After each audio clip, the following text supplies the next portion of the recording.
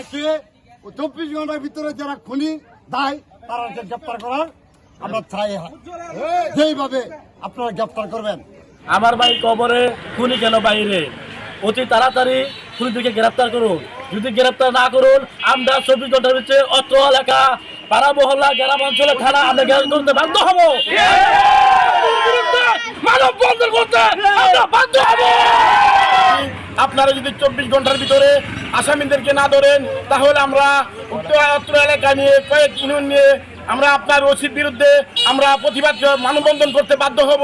আমরা আপনাদেরকে বলছি, আপনারা অতি তাড়াতাড়ি 24 ঘন্টার ভিতরে উক্ত আসামি যেন খোলা আকাশে নিচে না করতে পারে।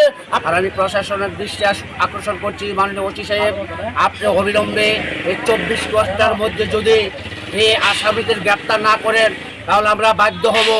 আমরা অত্র এলাকার সকল মানুষকে নিয়ে, সকল ইউনিয়নবাসীকে নিয়ে আমরা আপনার থানার অভিমুখে যাইতে বাধ্য হব। কিছু লোক মিললে আমার আব্বুরে নিয়ে যায়, নিয়ে আমার আব্বুরে খুবই হত্যা করে। আমার আব্বু পুরা নিরহ ছিল, আমার আব্বুর কোনো দোষ ছিল না, আমার আব্বু ঝগড়ার মধ্যে যায় নাই, কিন্তু ওরা আমার আব্বুরে নৃশংসভাবে নিয়ে হত্যা করে। আমি বিশ্বাস করি যে দেশের মধ্যে এখনো আইন আছে। আমি সেই আইনের কাছে, আমি সরকারের কাছে সাহায্য চাই যে এই খুনিদের যেন ফাঁসি হয়। রাস্তা থেকে নিয়ে আমার আব্বারে কোপাইছে। আমি আপনার কাছে আমার আব্বার খুনির বিচার চাই। আমার আব্বারে খুন করছে হাসান, সুহেল, উজ্জ্বল। আমি আর ফাঁসি চাই। আমার এতিম করে দিয়ে গেছে, জন্মের এতিম।